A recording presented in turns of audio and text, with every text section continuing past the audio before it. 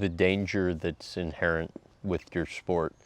I mean, we can go to the contest recently in Hawaii, the Big Eddy. How scared were you at times of that? I don't know. I wasn't real when I was actually in the contest. Yeah, the waves were massive the other day. It was pretty scary, but it was more scary the lead up to it. You know, the night before when you hear, because we call these buoys. There's these buoys offshore, a couple 100 miles off or 10 miles off or whatever. You know, there's a few different buoys in the ocean. So you look up online or you call these buoys, and it tells you the height and the interval between waves, and from that you can determine how big the waves are going to be.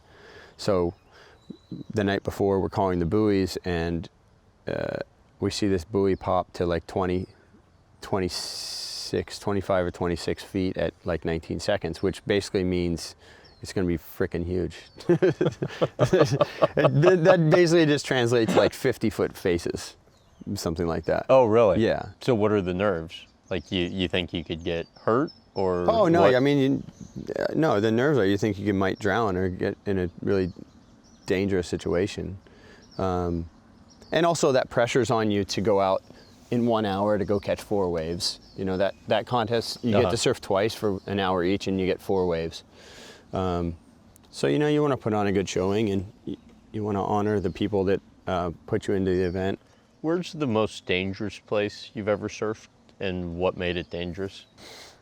Most dangerous place I've ever surfed, I would probably say it's either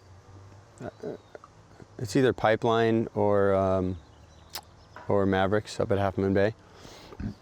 I would say Pipeline because a number of things. It's shallow, it's an intense wave. Quite a number of people have died there.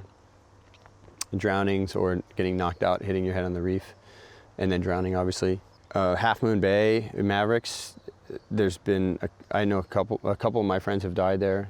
It's just a big, giant wave that kind of just, it's way bigger than pretty much all the waves around it, just the way the swell hits there and the way the bottom is contoured. But also there's also rocks. There's been multiple great white attacks there. There's been 2 or 3 great white attacks there. So it's got every element of fear. The water's cold. It's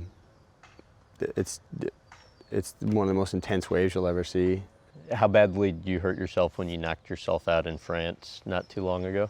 Yeah, I got knocked out. I laugh about it now, but I had to use all my brain power to not get post-traumatic stress disorder afterwards, because it was kind of scary. I almost had 2-wave hold down. Like I came up and the second wave broke on me as I came up. And I thought it was kind of funny because the waves weren't very big and I basically had a 2-wave hold down. A 2-wave hold down in surfing is kind of like, it's kind of a badge of honor. You know, once you've had a 2-wave hold down, you've had a really heavy wipeout. Okay. But this one was kind of funny because the waves were real close together, so it wasn't really like a proper 2-wave hold down. But my very next wave I took off on, and I did a turn off the top of the wave, and the wave just kind of bent away from me, so my board kind of got air and flew out of the water, and I just judged it wrong, and I over-rotated in the turn, and when I fell backwards, and my board separated from my feet and went below me, and I fell backwards and hit my head and got knocked out instantly. I just hit myself super hard back here. So I guess as I came to, I realized I was underwater, so I didn't breathe, and I just started swimming. And I kept swimming and swimming, but I didn't know which way was up. And I swam so far, I was starting to kind of like become conscious more and more, but I was still like, felt like I was dreaming. And I realized, gosh, I've swum so far. I've swum like 6 or 7 strokes and I haven't hit air. I don't know where I'm going. And my hand I felt my hand just barely kind of go above the water. So I kind of reached my face in that direction and tried to take a breath, and I kind of breathed half foam and half air. And then I came up and I started going into shock really fast, and I just grabbed my board and turned towards shore, and the next wave hit me up towards the beach. And luckily I was close to shore. And as I hit the shore, I fell off my board, and the next couple waves, like one or two waves rolled me, kind of like I was just laying in the water, kind of getting rolled by waves, but I knew I was safe at that point. And then I kind of, it was a really bizarre feeling because with the contest in town, there's a lot of fans, surf fans there and stuff. Right. And so there was this, about 20 yards behind me, there was this really high seawall, and there was about 100 French people on there, and they were like yelling my name and taking pictures and stuff, and nobody realized that I was injured.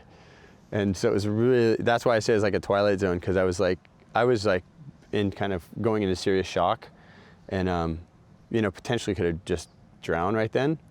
And so I'm on the beach kind of like absorbing like this whole thing, and there's people like yelling my name and taking pictures.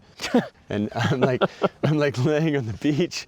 I'm like laying there kind of completely startled at what just happened, realizing I'm really lucky. All right, Kelly, so what should people do? They should subscribe to Graham's channel, watch more clips from this interview, and Come on, where's the enthusiasm? Come on! Send him 20% of your paycheck. Agreed. Yes.